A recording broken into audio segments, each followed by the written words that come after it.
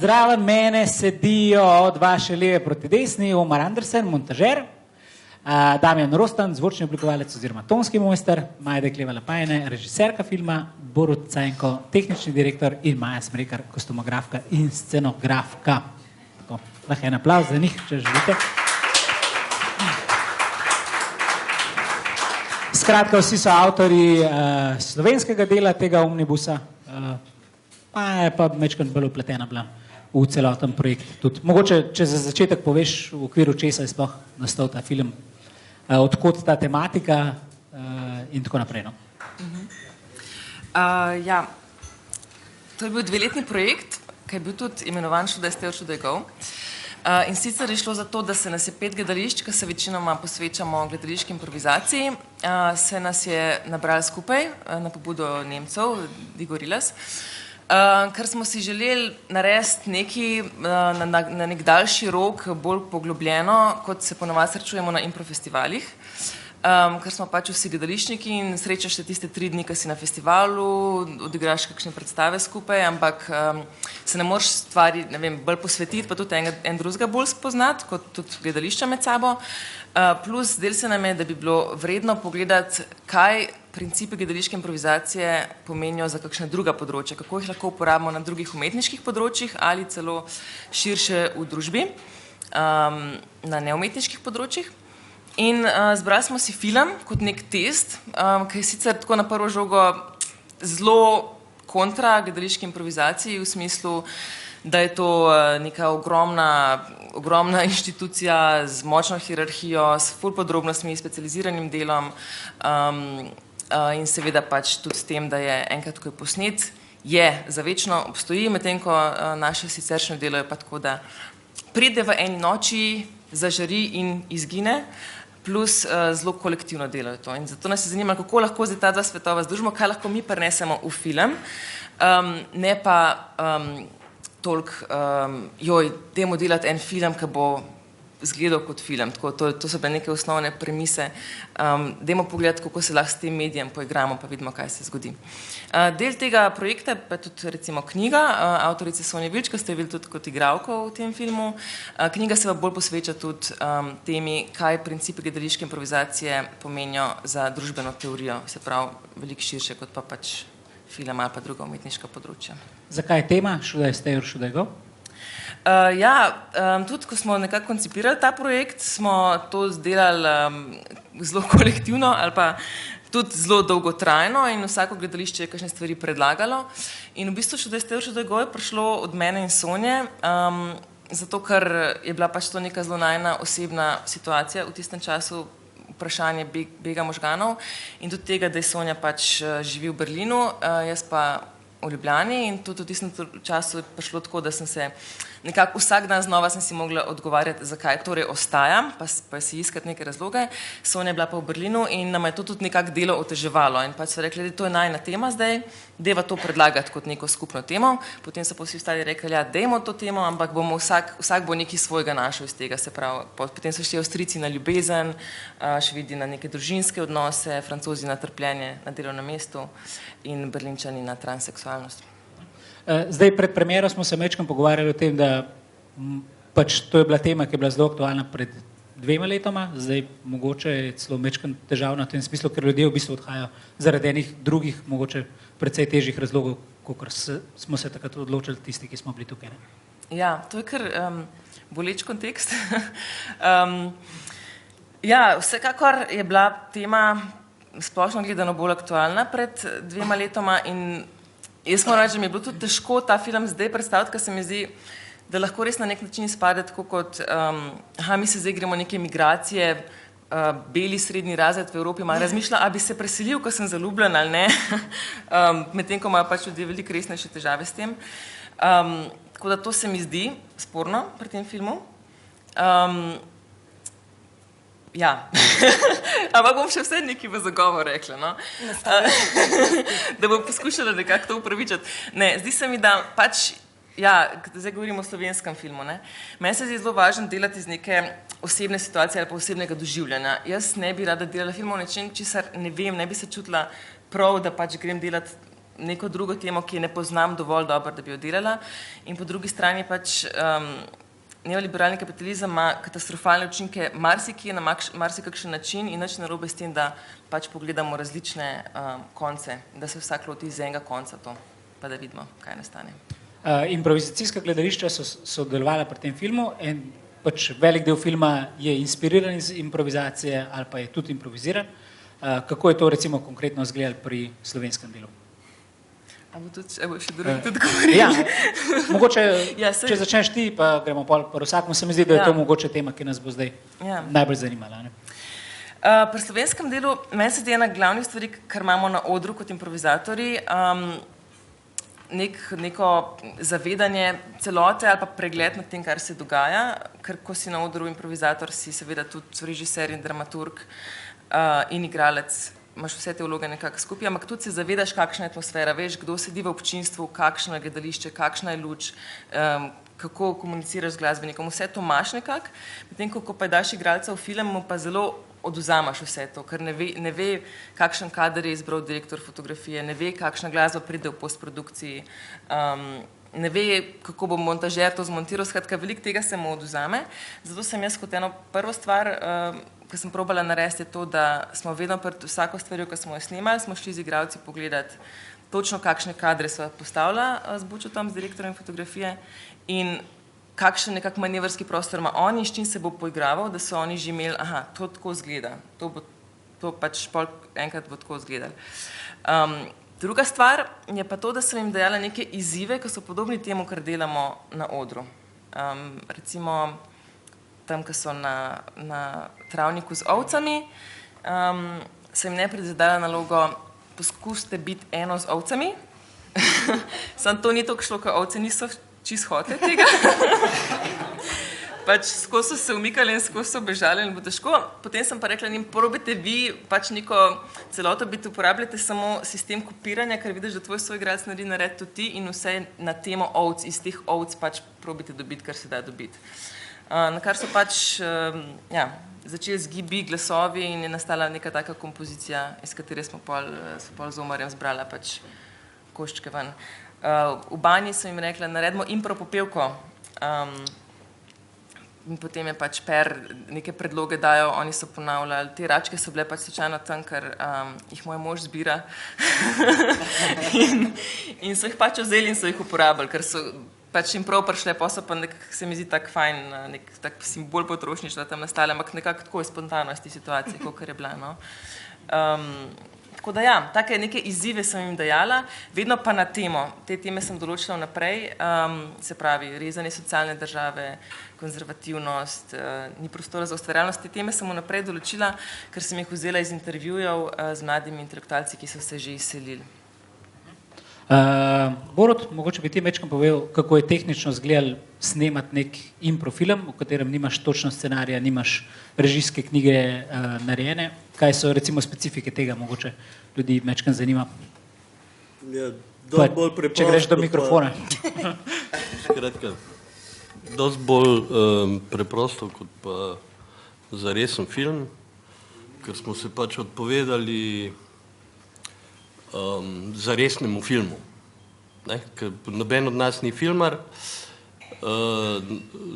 mislim, malo kdo je se sploh še s filmom ukvarjal zares, da bi ga delal. Imeli smo vnaprej dane finančne, časovne, prostorske omejitve in smo se naprej odločili, da ne bomo delali filma, kakor bi ga delali profesionalni filmarji, zaradi vseh teh razlogov, ampak da ga bomo delali pač kot neka mala učinkovita ekipa, pri čemer smo pač ljudje, ki so ga pa delali, ta film, so pa vedeli, kaj delajo. Se pravi, to niso bili neki amaterji oziroma, da je prvič se noben od nas ni seznanil s temi stvarmi, ki smo jih v filmu delali. Na ta način, ker smo se pač odpovedali profesionalnim režiserjem, profesionalnim filmskim lučkarjem, profesionalni filmski opremi, profesionalnemu celemu setupu. Zaradi teh razlogov, ko sem jih prej naštel, smo pač lahko delali dosti učinkovito. Mala ekipa ljudi, ki se je dobro razumela. Stvar je bila posneta v 6 dneh. Materijala je tole, kar ste videli, je pač, ne vem, 1/20 materijala, ki ga je bila posnetega, verjetno.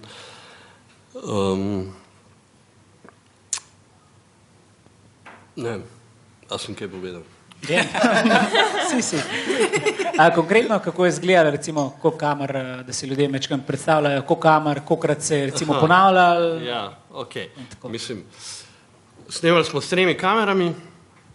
V glavnem, kot ste videli, je tako so posnetki statični. Ponavljali. Mislim, mislim, na ta način, ko smo si mi to zastavili, ne moreš ponavljati scen, zato ker imajo igralci vedno možnost nekaj drugega narediti, ne? Ker jim nismo zdaj določili, zdaj pa bomo to še enkrat naredite popolnoma isto, zato da bomo mi iz drugih kotov to posneli, ampak je bilo vedno novo dejanje. Mislim, skratka, v istem kontekstu, ampak pač igralci so delali nekaj drugega, mislim, oziroma so pač to naredili tako, kot so. Take smo ponavljali, mislim, do, ne vem, 4krat, mogoče največ, 5 kakšnega, da je bil isti kader posnet 5krat, ampak kot rečeno, ne, mislim, nikoli niso isti posnetki, enaki posnetki nastali, ne. Pač tako. Okay. Maja Smrekar, kako je bilo s kostumi in scenografijo, kakšni posebni izzivi, imela si, kot smo videli, velik budžet za številne obleke. Ki si ga ti dal. Ja. Ja, midve so se z Majo v bistvu že preden se je začelo snemanje nekajkrat dobile. In glede na to, kako je ona meni razložila, v bistvu, da si predstavlja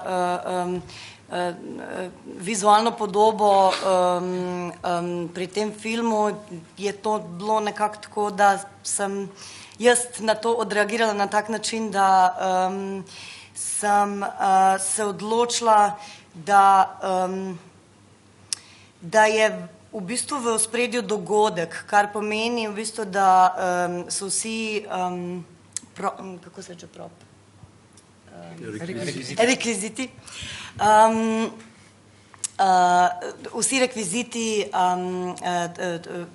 vsi prostori in kostumi so v bistvu nekako zreducirani na neko poenostavljanje, ki pa je vseeno toliko nekako močno, da precizno, čim bolj precizno je želelo označiti v bistvu neko določeno vzdušje oziroma nek določen lik. Da sem povedala. Zdaj, videli se je recimo v enih scenah, ko so ljudje politi, pa tako se prav veliko ni ponavljali, imeli pa smo nekaj podvojenih kostumov, ne? Ja, ko se je to zgodilo, sem jaz čisto znorela in šla iz sveta ponavljati. To je res. Okay. Ne, mislim, ja, recimo pri Sonji je bilo treba kupiti 4 oziroma 5 enakih kosov zgornjega in spodnjega dela kostuma. In s tem sem imela kar probleme, ker je bil konec avgusta in so bile razprodaje in bolj ni bilo istih številk, ne, tako da se opravičujem za to, za takšen bled barvni izbor, ampak Zelo pastelno, ja. Damjan, ti imaš izkušnje tudi s snemanjem, kot je prej rekel Borut, resnega filma, to se pravi enega filma, ki ima scenarij. Verjetno je bila to posebna izkušnja snemati improvizacijske scene in potem jih skupaj zlepiti? Ja, ker v bistvu sem oblikovalec zvoka, mi je bilo, to je bilo najtežje, no, moram reči. Improvizirati sound, tako kot je Maja prej razložila, s 3 kamerami. Zdaj, če laiku razložim, 3 kamere, ne, pa da Maja hoče, da se sprehaja nekje deleč, se pravi, da sound recimo more, jaz ne vem, kaj pokriva z vsemi 3 kamerami, recimo 1 kamera je od deleč, 200 pa od blizu čist close-up, ne. In jaz moram zdaj tudi ta close-up pobrati in moram od deleč delati, ne da grem z mikrofonom, se pravi, noter, ne. In to je v bistvu bilo najtežje, recimo, improvizirati, tehnično improvizacija, smo se pol pogovarjali, se mi zdi, da je nemogoče.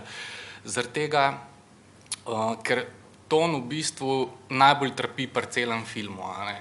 Ko ga delaš, v bistvu je, recimo, če gledamo zdaj tiste ovce, ne, tiste ovce so bili kratek stik, ne, pač je zaropotal, in v bistvu te ovce so totalno nasnete, razen ene sekvence v bistvu je original sound od tam, ostalo sem vse sam nasnel doma, naredil FL-je, se pravi, kozarce posnel, pač travo naredil in tako ostalo, ne. Tako da v bistvu sem se potem bal v sami postprodukciji, ker je pač film zamujal, ne, mi je zmanjkovalo časa v bistvu, da bi lahko naredil še bolj, ne.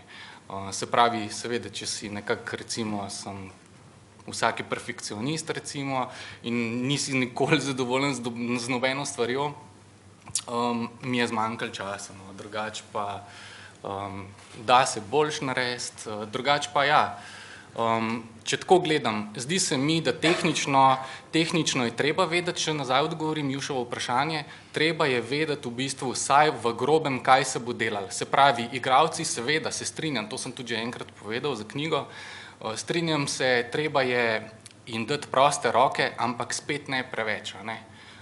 Mi smo bili, ja, zaradi tega, ker pač tehnično ta stvar trpi, ne, pač mora vedeti, tudi kamerman mora vedeti, kaj se bo zgodilo, vsaj približno, da ujame, recimo, mi smo pač lovili tako, kakor smo ulovili, ne. In v bistvu to se mi zdi v bistvu najbolj, no, kar je. Zdi se mi, da pač improvizacijsko, ja, ampak samo na nek moment, ja, no, ampak tehnično se pač mora vedeti, ali bo s knjigami skočila v morje ali ne, ker potem oprema trpi, recimo. Tega jaz nisem vedel, kaj se bo zgodilo. Ja, ker, recimo... Maja je govorila z igralci in režiserju se pač na setu ne ugovarja. V okviru projekta je bil narejen tudi dokumentarc, no, ki majčkeno dokumentira, kako je ta film sploh nastal, tam se fokusira zelo na režiserja, ampak moram reči, da najbolj hecna scena je, ko snemajo Sonjo, ki ima v roki en mehen listek in potem pripoveduje, kaj dela. Ne. Rekla, ja, Damjan mi je dal tale listek, jaz moram zdaj sinhronizirati te zadeve, ki smo jih delali z ovcem in imam be, in potem en daljši be. To se pravi, med eno pauzo, ko smo imeli kosilo, jih je Damjan poklical posebej in je vsak posnel. V bistvu sem poklical vse igralce, tisti dan smo bili v bistvu vsi zbrani, sem jih posnel v eni sobi in izdelek je to, kar ste videli v bistvu teh ovc. Pač to je vse nasneto, nič ni bilo posneto tam. Toliko v filmu, fikcija pa resničnost. Pa vse iluzija. Ker izkušnje recimo snemanja tega filma so bile pa različne od države do države. Mogoče, Borut, če se ti kaj spomniš, kaj ti je. Mi smo namreč v Berlinu, ki je bila pač svetovna premiera tega filma, smo imeli en pogovor tudi producenti in smo tam slišali zelo zanimive zadeve. Kjer je recimo tebi najbolj ostalo v spominu? Kako so se lotevali snemanja ostali partnerji v projektu? Med producenti snet bil? Ja, si bil, ja. Vse pozabil. Ti nič tazga ni ostalo. Kar ti povej, no. Ne vem, meni recimo zanimivi so bili Nemci, mogoče najbolj, oni so imeli ogromno ekipo snemanja, med drugim so tudi porabljali eno zelo zanimivo zadevo pri snemanju improfilma in sicer ta doli, to se pravi cel tračnice in hkrati tudi žerjav, mislim, da v ene parih scenah in so zelo to zagovarjali, da to se da improfilmo narediti. Zdaj, vem pa, da vsi niso bili zelo navdušeni nad glede tega se da reči, to sam še to, ne, da mislim, sami ste videli film in videli ste pač 5 delov tega filma. Ne? Zdaj je tako, dva dela tega filma sta imela profesionalnega režiserja. Režiserja, ki tudi sicer dela filme. Ne? Vsi so imeli profesionalne snemalce, ki sicer tudi snemajo filme, razen slovenskega. Kako so se tega lotili, ne? Ste tudi videli. Mislim, profesionalni režiserji s profesionalnimi filmskimi snemalci so se tega pač lotili profesionalno filmsko. In takšni so tudi izdelki.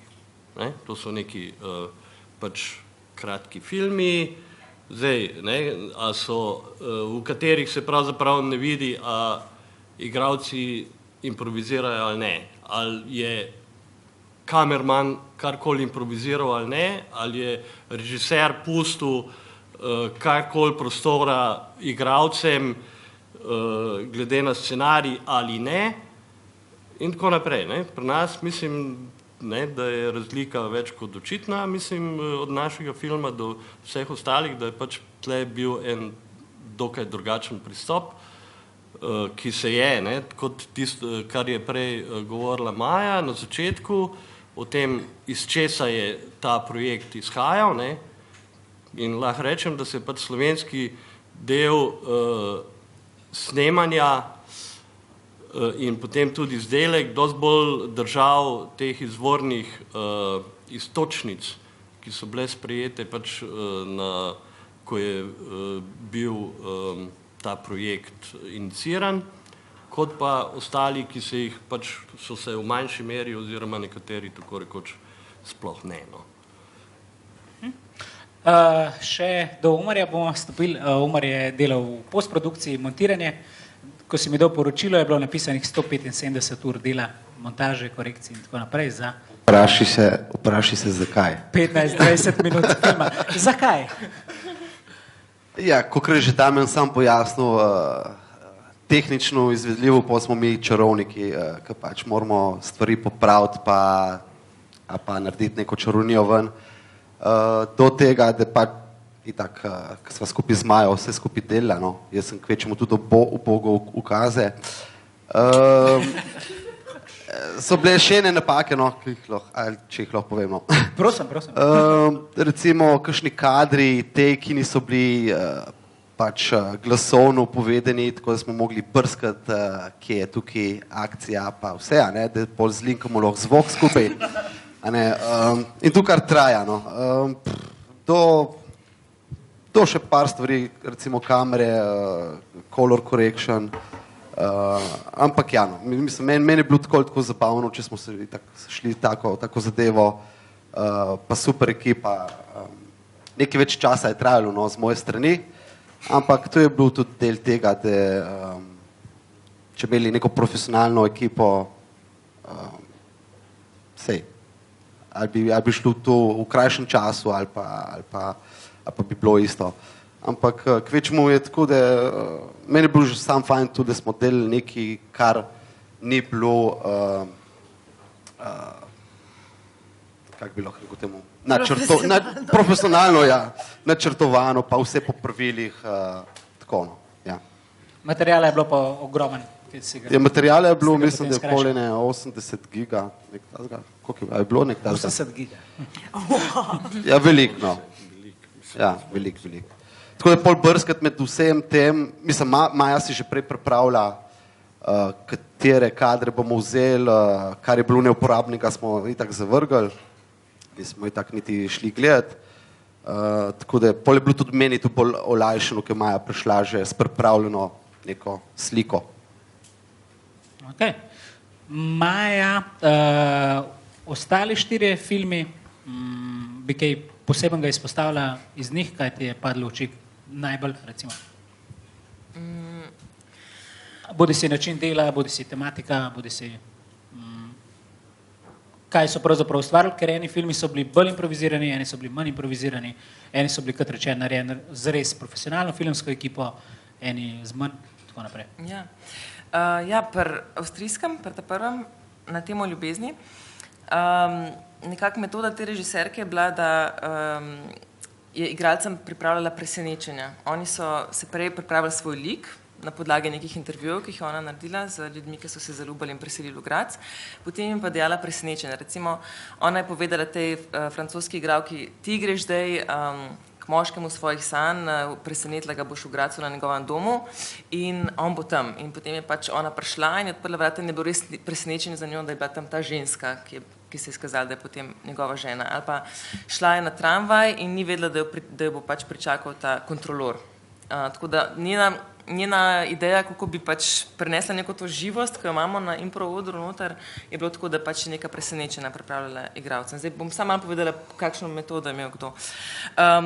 V Berlinu se mi zdi, da še najbolj, kjer so nekako prišli do te spontanosti, je bilo v bistvu takrat, ko so vključali resnične ljudi, torej ne igralce, pač deloma na paradi, potem pa tudi v tem Zontags klubu, kjer so bili pač res trans ženske. Se mi zdi, da to je prinesel neki temu filmu, da je pač na tistem delu nekako zaživel, drugače pa je lahko tudi rigiden, če ni imel tega inputa od zunaj. V Franciji v Franciji so se najmanj res odločali, pa najmanj pogumni so bili s tem, kaj z improvizacijo naredili. Se mi zdi, da so zelo samo v nekih nijansah igralskih to noter prinašali pač.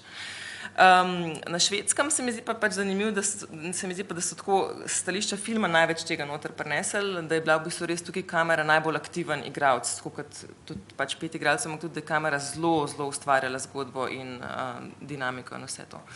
Tako, ampak generalno, če pa vse pogledam, se mi zdi pa, da smo šli premalo daleč, da smo premalo tvegali, pač govorim tudi za vseh 5 filmov, eni bolj, eni manj, no, ampak da bi lahko šli dlje in da velikrat se je zaustavila stvar nekako s strahospoštovanjem do filma, tako, to pa ne gre, ker v filmu pa ni tako. Pa se mi zdi pa, da prevečkrat pridemo do tega, da je vse neka kopija, kot da bi bil film, kot da bi bila drama, kot da bi, ne vem, za tiste, ki ste iz impro sveta, pač meni se tudi nasplošno tudi neki sindrom nas improvizatorjev, da smo malo ponižni v tej svoji, v veri v to, kaj delamo, no? Da je vedno tako, dajmo narediti improviziranega Shakespearea, bo izgledala skoraj tako kot drama, ne? Pa se mi zdi, zakaj, ker lahko ponudimo toliko več, ne? In to se mi zdi, da je včasih škoda, da nekako svoje stvari tako nekako potunkamo, tisto, kar res znamo, prinesti neko spontanost, neko živost, neko igrivost, tudi humor, konec koncev, se mi zdi škoda, da ga je zelo malo v teh filmih, no? Pa to je naša vrlina, ne? Pa lahko s tem nekaj naredimo, no? Pač težkih tem se lahko lotivamo. Ne pa, da bi rekla sam, dajmo narediti nekaj, ki bo izgledal kot drama.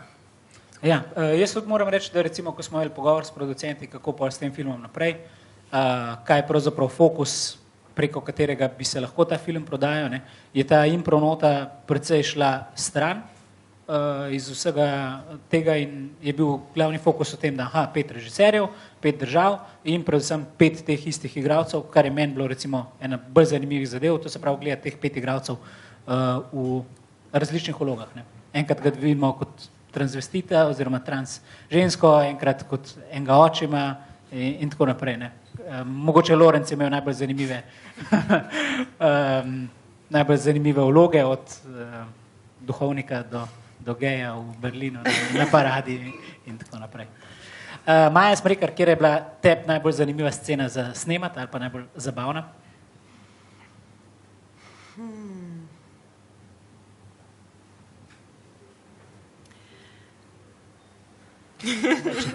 Nobena? Lansko leto smo snemali. Maja ne spomnim več vsega. Stavljanje presenečenj. Jaz vem, da bo tole zdaj zvenelo strašno sladno, ampak meni je bilo vse ful dobro. Jaz sem res uživala, meni je bilo totalno super in v bistvu se strinjam s tabo, Maja. Jaz sicer nisem iz impro sveta v tem smislu, da pač bi se na odru s tem kadarkoli ukvarjala, ampak sem bolj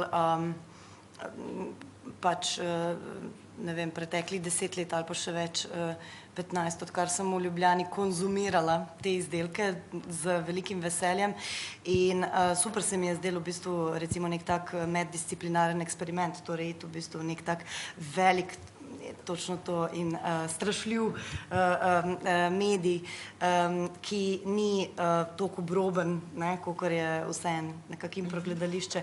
In fanta, jaz svojo ful razumem, sam ta akademskost tukaj mislim, da ni na mestu, ker, a veste, po mojem, tudi če bi pa bilo kaj narobe ali pa kaj treši ali pa v bistvu, ne vem, narobe zvok, mogoče pa ne bi bilo toliko narobe, če bi bil. Ampak potem pa moram jaz tudi zase reči, da bi kostumi morali biti bistveno drugačni. Če sem čisti iskrena. Tako da ja, ali sem odgovorila? Približen, ja. Borut, kje si se bil ti najbolj fajn? Na morju. Na morju, kot ponovadi. Damjan, ovce vemo, da je tvoja najljubša. Ovce so bili super.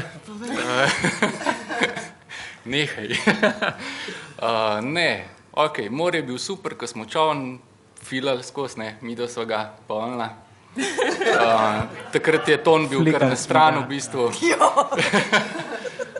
Drugače pa recimo, če bi zbral, moram reči, z ovcem nisem najbolj zadovoljen, čeprav so bile najbolj problematične. Drugače pa ja, seveda, bilo mi je vse všeč, celoten film mi je bil všeč. Hvala Maji, da me je sploh povabila zraven k tem projektu. Ne vem, ne moram se odločati, recimo kosi v tem primorju. To je pa rana v moje srce, zlasti, ker smo pol račun dobili na koncu. Omar, kaj je bilo tebi najbolj zabaven rezati? Jaz sem bil prve dva snemalna dneva z vami. In to je bilo v liftu, ki ga nismo sploh uporabljali, ki mi je bilo ful zanimivo, ker so že začeli dol govoriti igralci, pa dvigalo šlo gor in se začela akcija, mi smo se režali, ker so oni take neumnosti prbeli v dvigalu in smo šli pol še enkrat. Drugače pa je tako zanimivo je bilo vse, meni je bilo čisto vse. Majo sem prvič spoznal, super režiserka, fajn človek. Smešno je bilo to, da, mislim, ni bilo smešno, Maja je pred kratkim rodila tudi, takrat. Ja, kaj, ja. Med samim kadriranjem, tako da sem mogel pol seliti celotno opremo k njej, prišel k njej, pa me vprašal njen mož, Omar, bi kaj spil, in sem rekel tako, ja, en čaj, pa nažalost sem mu polil čaj povsod, sem rekel, joj, ampak super je bilo, meni je čisto the best, pač impro, the best, z vsemi, super ekipa, tako da je tudi z moje strani hvala. Maja, za na konc, kaj je pa tebi kakšen pripetljaj ustal v spominu?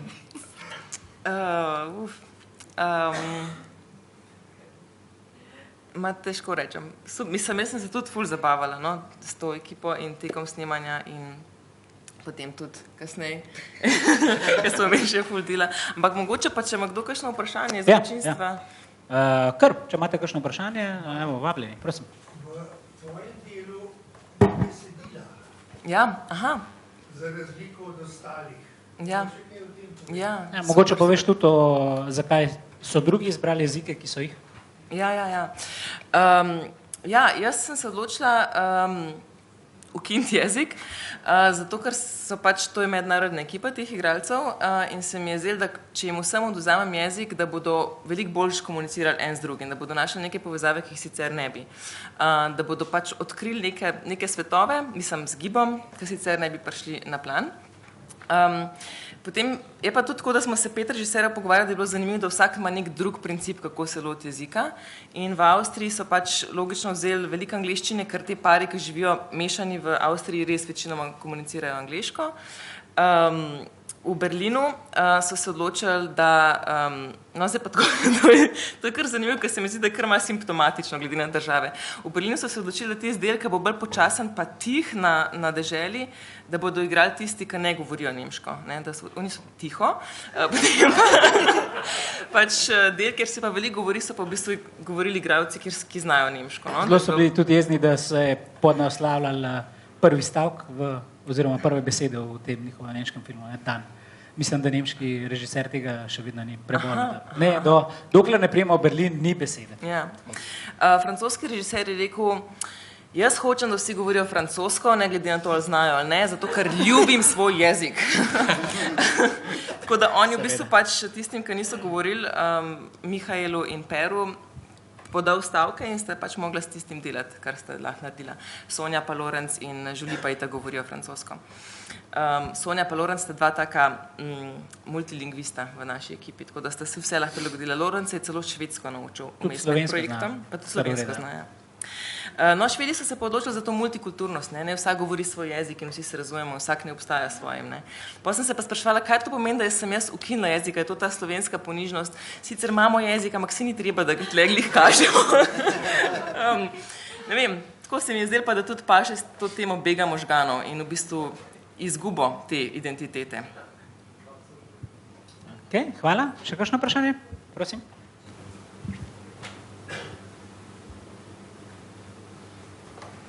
Meni je bil zelo všeč ta sklop vseh zgodb.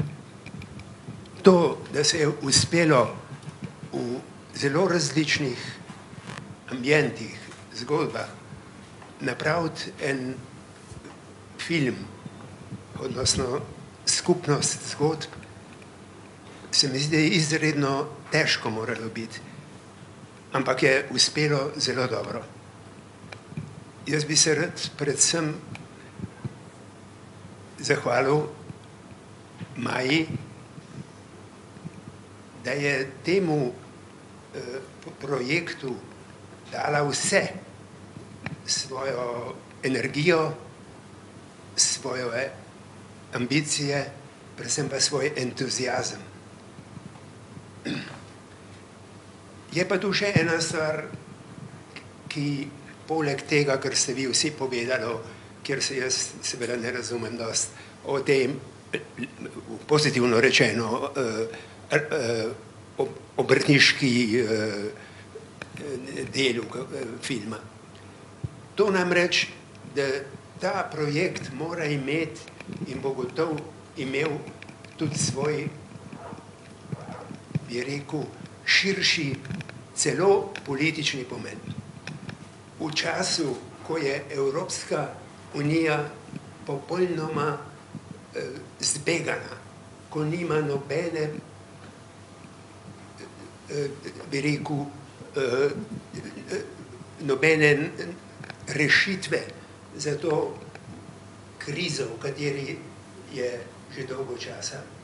To se še najbolj pokazalo zdaj s begunci, da zdaj torej pomeni to, da lahko se v Evropi napravi tudi nekaj, kar združuje razne dežele in razne oblike delovanja. Jaz seveda ne morem dost oceniti, kot sem rekel, ampak vendar bi se rad mal vendar nekaj rekel o tistih zgodbah, ki so me najbolj prišle preko k srcu. Tu so seveda razumljive razlike. V eni, ki je tudi meni seveda najbližja, so družbeno-politične razmere, kritika, pa tudi dober humor, izredno mi blizu. V tej se vidi, zakaj odhajamo. Odgovor je ali oditi ali ostati. Povsod to se meni ni jasno prikazano. V tem prvem slovenskem delu je to zelo lepo, umetniško prikazano in mu daje s tem še posebno vrednost, po mojem. Drugi pa, ki mi je zelo blizu, je pa švedski, kjer je tragedija znotraj družine, znotraj očeta, sina, prikazana, po mojem mnenju, zelo lepo in z vsem pa nepretiranim, neformalnim čustvom. Moram reči, da se oproščam, ampak v nemškem delu jaz nisem videl, da mora biti osnovno vprašanje iti ali ne oditi, vprašanje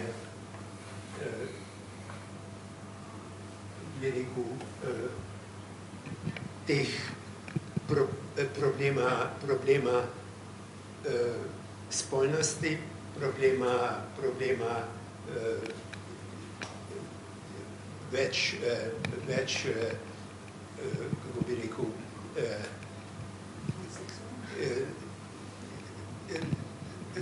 več identitet spolnih. Če je to v Nemčiji danes res glavni problem, se zdi malo čudno. Ampak vse skupaj je bilo podano tako, da je celoten pogled na ta bodoči film seveda vendarle kompleksno skupen. Torej ni težav v tem, da bi bilo razlike te ali one.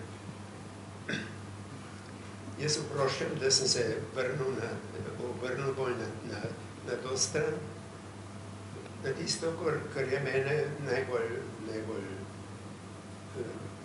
privleklo danes, ko sem gledal ta film. Še enkrat bi pa rekel, najlepša hvala in čestitke celotni ekipi. Vidim že potem, kar ste dogovorili, da ste se odlično razumeli in to veliko pomeni.